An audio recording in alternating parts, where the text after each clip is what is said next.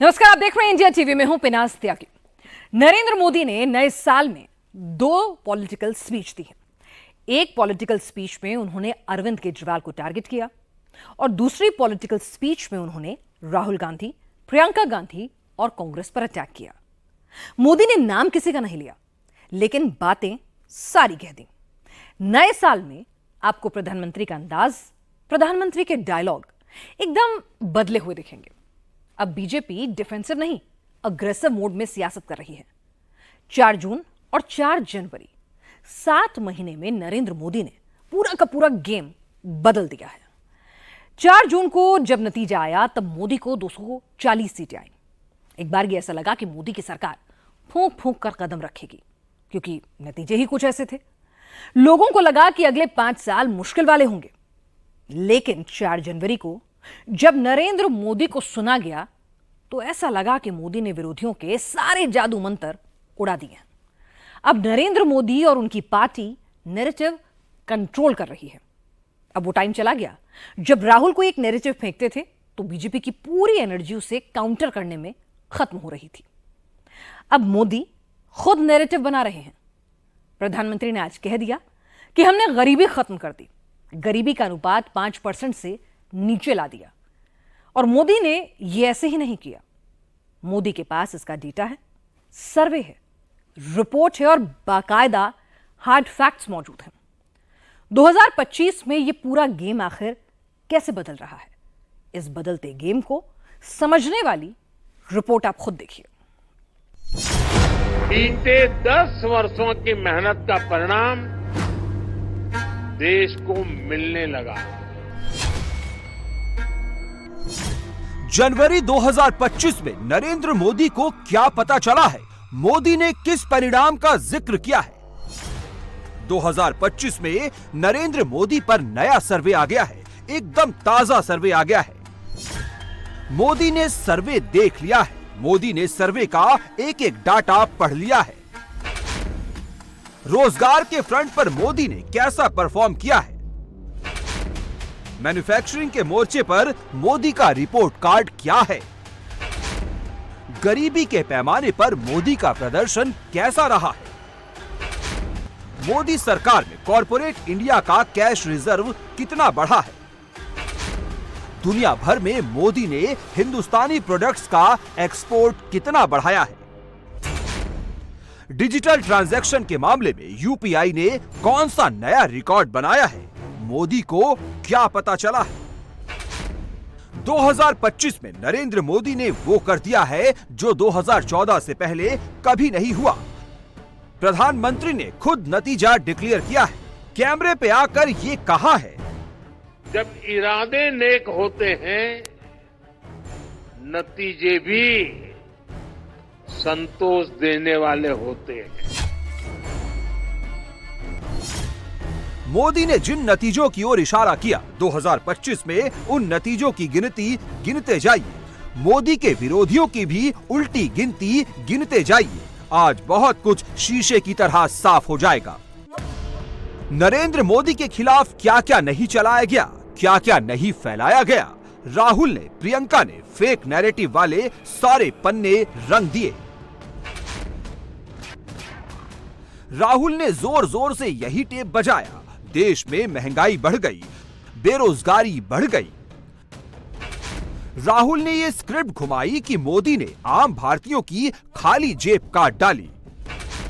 ये तक कहा कि मोदी सरकार में देश के गरीबों के पास कुछ नहीं बचता है। मगर क्या सच में ऐसा ही है? क्या मोदी के 10 सालों में देश का आम आदमी, देश का गरीब, देश का किसान प्रताड़ित हुआ, या मोदी विरोधी खेमे ने सरासर झूठ फैलाया? तो चलिए आज एक एक करके मोदी विरोधियों के इन सारे झूठ की पोल खोलते हैं और 2025 के जनवरी महीने के पहले हफ्ते में मोदी का रिपोर्ट कार्ड आपको दिखाते हैं। सबसे पहले बात गरीबी की करते हैं। एसबीआई के लेटेस्ट रिसर्च में पता चला है कि फाइनेंशियल ईयर 2024 में देश के ग्रामीण इलाकों में पॉवर्टी रेशियो पहली बार 5% के नीचे आया है। रिसर्च के मुताबिक इस वक्त ग्रामीण इलाकों में पॉवर्टी रेशियो 4.86% पर है, जो फाइनेंशियल ईयर 2023 में 72% पर था। इसी तरह शहरी इलाकों में गरीबी अनुपात 4.09% पर आ गया है। एसबीआई के रिसर्च से साफ है, 2025 के पहले हफ्ते में गरीबी घटाने के मोर्चे पर नरेंद्र मोदी का रिपोर्ट कार्ड अच्छा है। मोदी की परफॉर्मेंस अच्छी है, लेकिन मोदी विरोधी खेमा खासकर कांग्रेस क्या फैला रही है? वो फैला रही है गरीब आदमी पानी पीकर सोने को मजबूर है।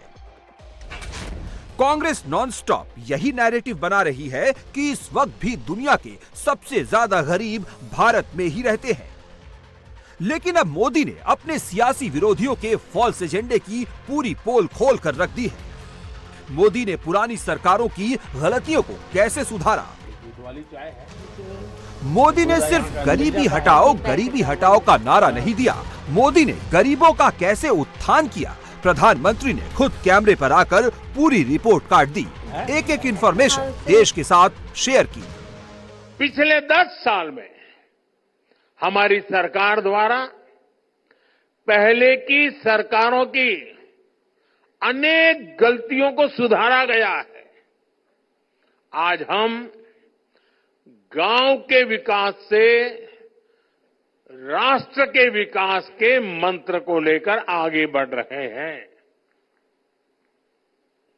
इन्हीं प्रयासों का परिणाम है कि 10 साल में देश के करीब 25 करोड़ लोग गरीबी से बाहर आए हैं और इनमें सबसे बड़ी संख्या हमारे गांव के लोगों की है। अभी कल ही स्टेट बैंक ऑफ इंडिया की भी एक अहम स्टडी आई है। उनका एक बड़ा अध्ययन किया हुआ रिपोर्ट आया है। स्टेट बैंक ऑफ इंडिया की रिपोर्ट क्या कह रही है? वो कहते हैं 2012 में भारत में ग्रामीण गरीबी, रूरल पॉवर्टी, यानी गांवों में गरीबी करीब 26% थी, 26%। 2024 में 2024 में भारत में रूरल पॉवर्टी यानी गांवों में गरीबी घट कर के पहले जो 26% गरीबी थी वो गरीबी घट करके 5% से भी कम हो गई है।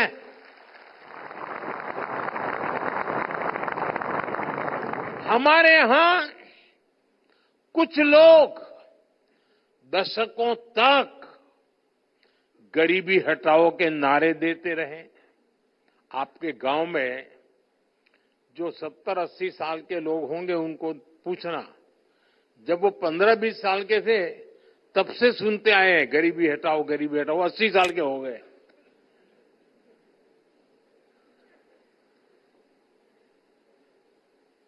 आज स्थिति बदल गई है। अब देश में वास्तविक रूप से गरीबी कम होना शुरू हो गई है। बात सिर्फ देश के शहरी और ग्रामीण इलाकों में पॉवर्टी रेशियो कम करने की नहीं है। मोदी सरकार अब एक स्टेप और आगे जा चुकी है। 2014 से पहले की सरकारों में गरीब और अमीर के बीच जो खाई पैदा हुई थी, मोदी अब उसे भी दूर कर रहे हैं। और ये कैसे हो रहा है, इसे आंकड़ों से समझिए। रिपोर्ट के मुताबिक गांव और शहरों में मासिक प्रति व्यक्ति व्यय का अंतर भी तेजी से कम हो रहा है। 2009-10 यानी यूपीए के दौर में जहां शहरों और गांवों की monthly per capita consumption expenditure का अंतर 88.2% था, वो अब घटकर 69.7% हो गया। और ये इसलिए मुमकिन हुआ क्योंकि मोदी सरकार डायरेक्ट बेनिफिट ट्रांसफर योजना लेकर आई, रूरल इंफ्रास्ट्रक्चर पर ध्यान दिया, किसानों की इनकम बढ़ाने पर काम किया। इसी सर्वे में एक और बड़ी अहम बात सामने आई है। सर्वे के अनुसार शहर और गांव में होने वाली खपत का अंतर कम हुआ है। पहले शहर का एक प्रति परिवार जितना खर्च करके खरीद करता था और गांव का व्यक्ति जो करता था, बहुत फासला था। अब धीरे धीरे गांव वाला भी शहर वालों की बराबरी करने में लग गया है। हमारे निरंतर प्रयासों से अब गांव और शहरों का ये अंतर भी कम हो जा रहा है कि ये सारे काम पहले की सरकारों के समय भी तो हो सकते थे। मोदी का इंतजार करना पड़ा क्या?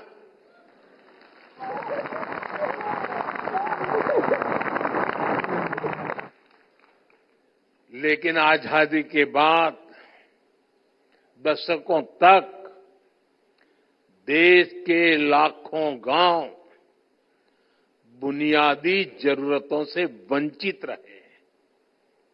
आप मुझे बताइए, देश में सबसे ज्यादा एससी कहां रहते हैं? गांव में। एसटी कहां रहते हैं? गांव में। ओबीसी कहां रहते हैं? गांव में। एससी हो, एसटी हो, ओबीसी हो, समाज के तबके के लोग ज्यादा से ज्यादा गांव में ही अपना गुजारा करते हैं। पहले की सरकारों ने इन सभी की आवश्यकताओं की तरफ ध्यान नहीं दिया। गांव से पलायन होता रहा, गरीबी बढ़ती रही, गांव शहर की खाई भी बढ़ती रही। यानी जिन्हें किसी ने नहीं पूछा, उन्हें मोदी ने पूजा है। साल 2025 में जिस वक्त मोदी गरीब और अमीर के बीच की खाई को कम करने में कामयाब हुए हैं, उस वक्त विरोधी क्या फैला रहे हैं? उस वक्त विरोधी ये फैला रहे हैं कि मोदी अमीर और गरीब में भेदभाव करते हैं। विरोधी ये एजेंडा चला रहे हैं कि गरीब और गरीब होता जा रहा है। कांग्रेस वाले अपनी टाइमलाइन पर ये चिपका रहे हैं कि ये सब मोदी की वजह से हो रहा है। लेकिन एंटी मोदी इकोसिस्टम यहां भी सरासर झूठ फैला रहा है, सच नहीं बता रहा है। नरेंद्र मोदी गरीबों को गरीब नहीं बना रहे, बल्कि गरीबों को अमीरों की श्रेणी में लाने के लिए काम कर रहे हैं। और ये कैसे हो रहा है, अब इसे भी आंकड़ों से समझिए।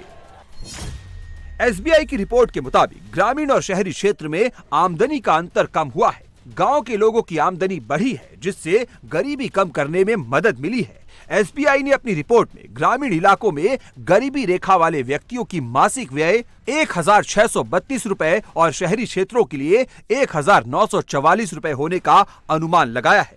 इससे पहले 2011-12 यानी यूपीए के दौर में यह आंकड़ा गांव में 816 रुपए और शहर में 1,000 रुपए था। यानी शहर हो या गांव, अब दोनों ही जगह खर्च करने के मामले में इजाफा हुआ है।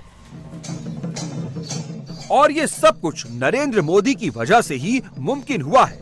मोदी सरकार की नीतियों की वजह से ही संभव हो पाया है। अभी कुछ दिन पहले ही देश में एक बहुत बड़ा सर्वे हुआ है और इस सर्वे में कई महत्वपूर्ण तथ्य सामने आए हैं। साल 2011 की अब ग्रामीण भारत में कंजम्पशन, खपत, यानी कि गांव के लोगों की खरीद शक्ति पहले से लगभग 3 गुना बढ़ गई है। यानी लोग, गांव के लोग अपने में पहले से ज्यादा खर्च कर रहे हैं। पहले स्थिति ये थी कि गांव के लोगों को अपनी कमाई का 50% से ज्यादा हिस्सा, आधे से भी ज्यादा हिस्सा खाने पीने पर खर्च करना पड़ता था। लेकिन आजादी के बाद पहली बार ऐसा हुआ है कि ग्रामीण इलाकों में भी खाने पीने का खर्च 50% से कम हुआ है और जीवन की चीजें खरीदने की तरफ खर्चा बढ़ा है। इसका मतलब है लोग अपने शौक की, अपनी इच्छा की, अपनी आवश्यकता की जरूरत की और चीजें भी खरीद रहे हैं, अपना जीवन बेहतर बनाने पर खर्च कर रहे हैं। ग्रामीण भारत के लोग अब रोजमर्रा में 17 करोड़ 19 लाख नए रोजगार क्रिएट हुए हैं। अकेले साल 2024 में 4 करोड़ 6 लाख नौकरियां दी गई। एग्रीकल्चर सेक्टर में 2014 से 2023 के बीच यानी मोदी सरकार के टर्म में रोजगार 19% की दर से बढ़ा, जबकि 2004 से 2010 यानी यूपीए सरकार के वक्त रोजगार में 16% की दर से गिरावट आई। मैन्युफैक्चरिंग सेक्टर में 14 से 23 के बीच 15% की दर से रोजगार में इजाफा हुआ, जबकि 2004 से 2014 यानी यूपीए के वक्त में यह आंकड़ा सिर्फ 6%। सर्विसेज सेक्टर में 14 से 23 के बीच रोजगार में 36% की दर से इजाफा हुआ, जबकि 2004 से 2014 के बीच यानी यूपीए के समय में रोजगार का ये ग्रोथ सिर्फ 25% था। इतना ही नहीं, 2017-18 में देश में जो अनएम्प्लॉयमेंट रेट 6% पर था, वो 2023-24 में घटकर 3.2% पर आ गया, जबकि जो एम्प्लॉयमेंट रेट 2017-18 में 46.8% था, वो 2023-24 में बढ़कर 58.2% पर पहुंच गया। युवाओं के एम्प्लॉयमेंट रेट में भी इजाफा हुआ है। 2017-18 में यह आंकड़ा 31.4% था, जो 2023-24 में बढ़कर 41.7% पर पहुंच चुका है।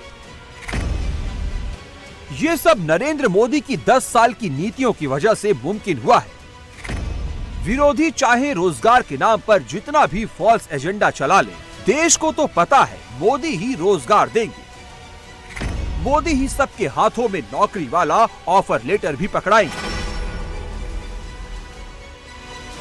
मोदी ही देश की महिलाओं को लखपति दीदी बनाएंगे, उन्हें नई राह दिखाएंगे।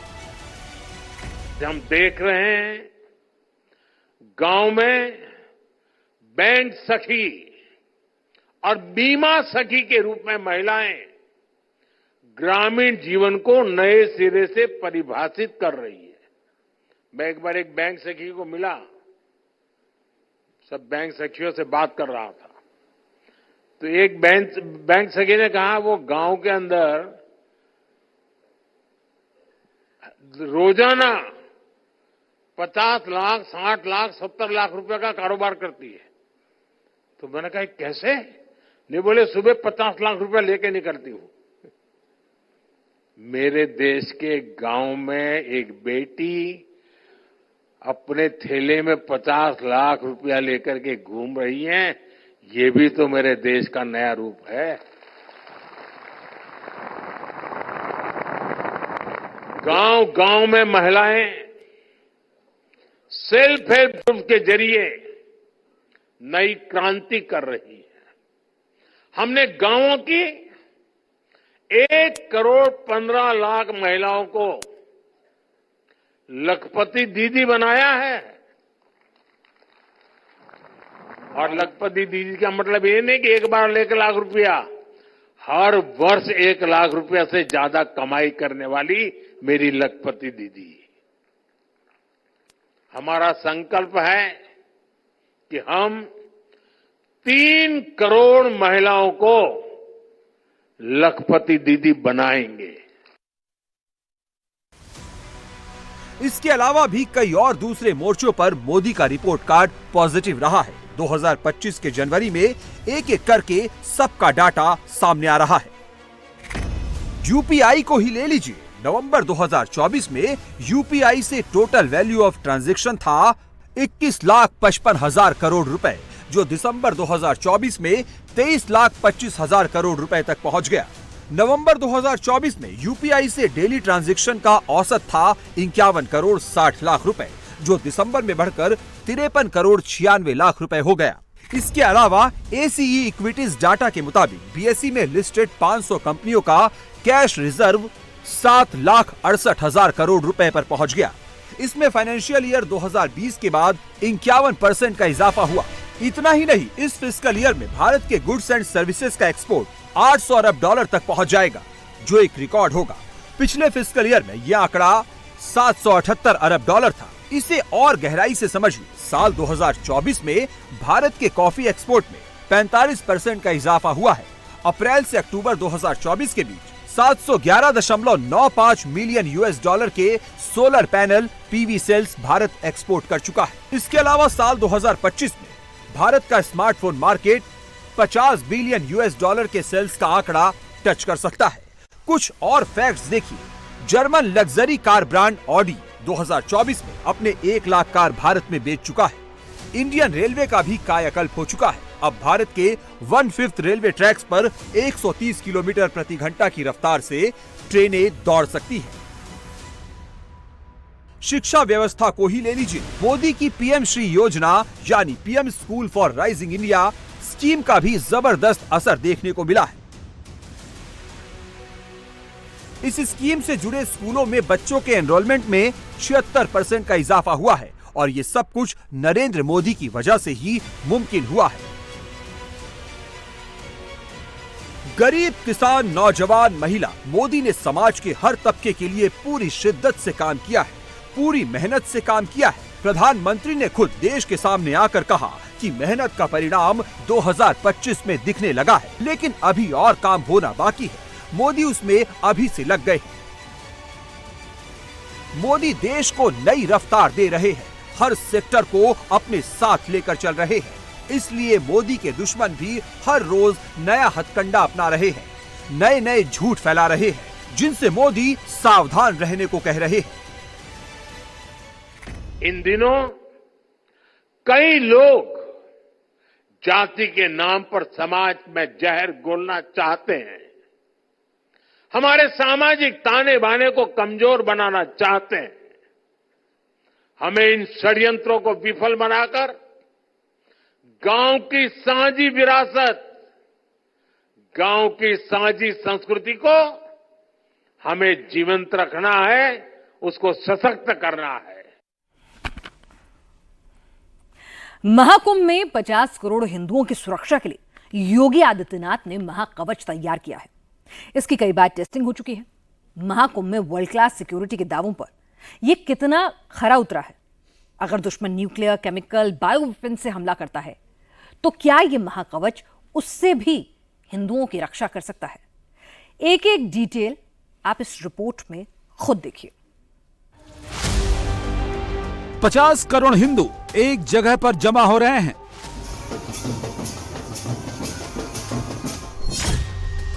हिंदुओं का सबसे बड़ा त्योहार पानी पर हो रहा है।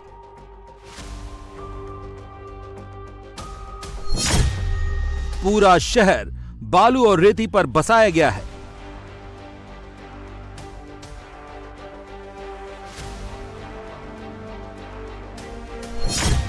सुरक्षा का सारा सेटअप नया तैयार किया गया है।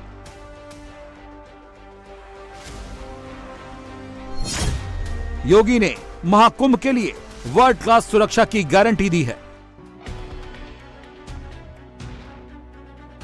जल, थल, नभ तीनों में सुरक्षा के अभूतपूर्व इंतजाम हैं।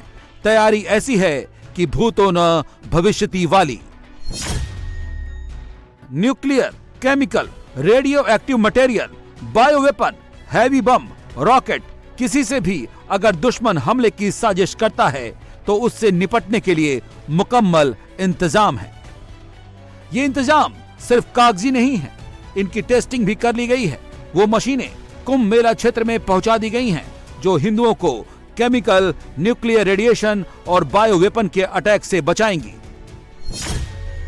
केमिकल अटैक से सुरक्षा के लिए गृह मंत्रालय ने 25 एक्सपर्ट की टीम बनाई है, जिनकी training Narora atomic power station में हुई है।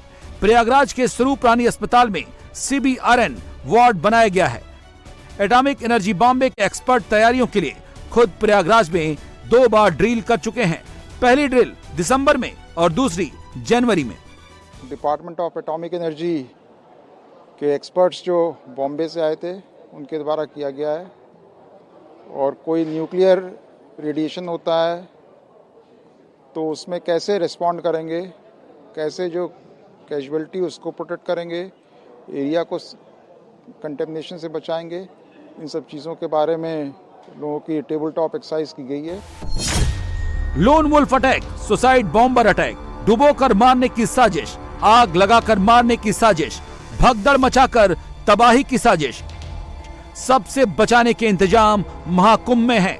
यहां तक कि आकाशीय बिजली और बादल फटने से भी श्रद्धालुओं को बचाने के इंतजाम प्रयागराज में किए गए हैं। हिंदुओं के दुश्मन जितना सोच सकते हैं, योगी सरकार ने उससे 1000 गुना ज्यादा सुरक्षा की तैयारी की है। Chemical, radiological, to be very specific, what we are training here today can just happen. And as disaster managers, there is no hazard which we can just rule out as will not take place. Disaster doesn't tell you when it happens. That's why we were here and that's what we were doing here today, right?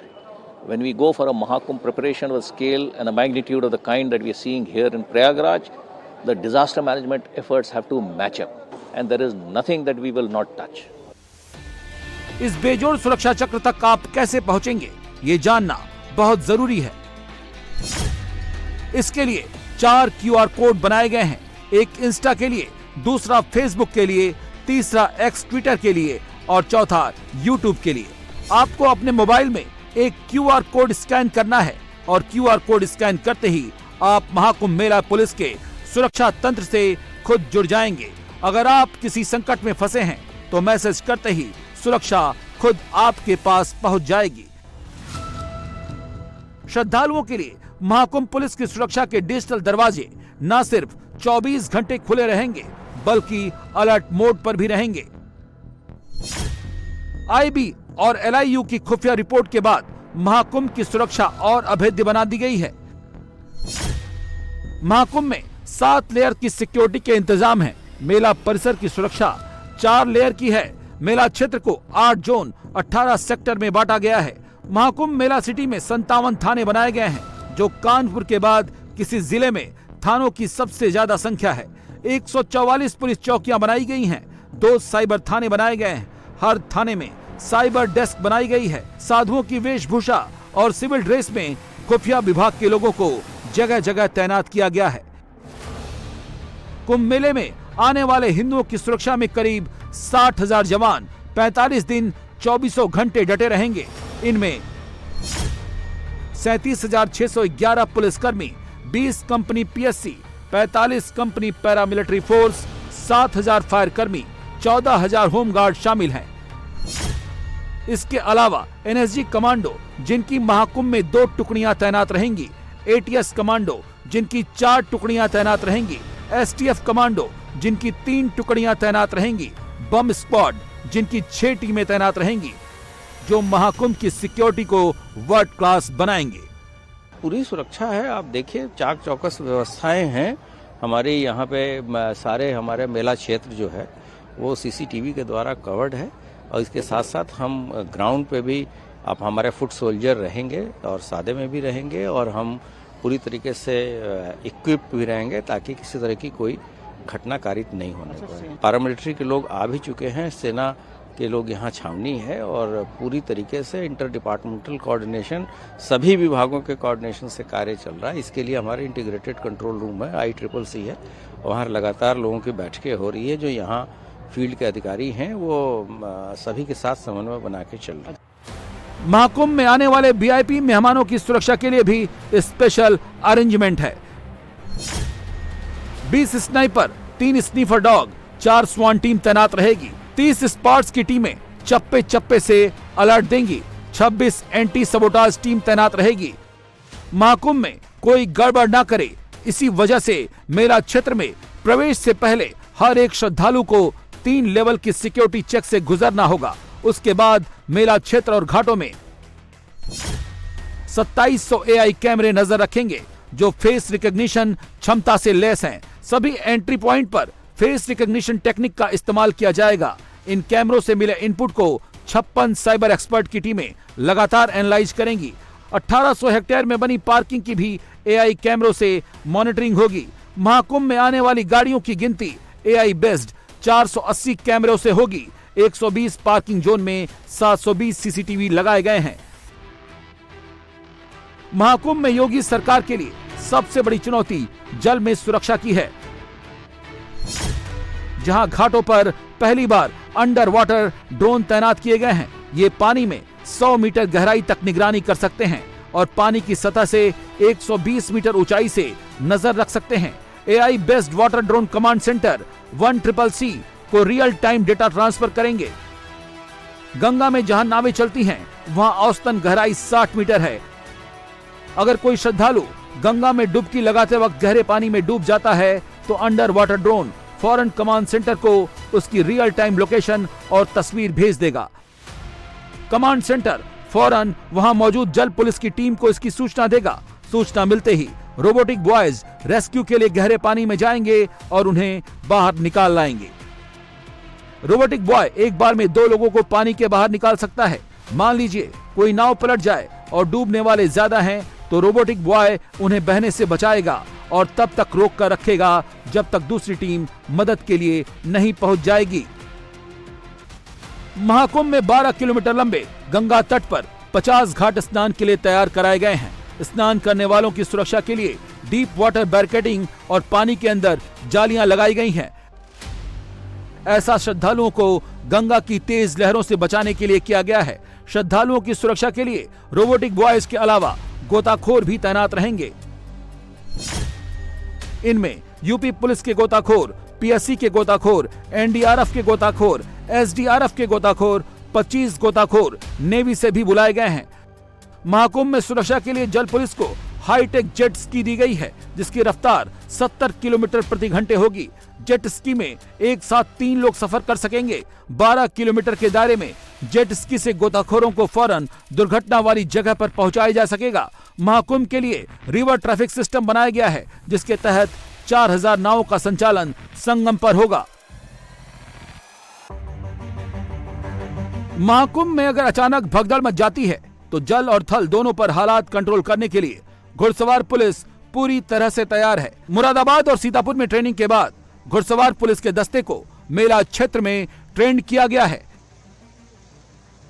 इन घोड़ों में America के balm blood नस्ल के 4 घोड़े, England के throw नस्ल के 40 घोड़े और माउंटेन पुलिस के 15 घोड़े शामिल हैं।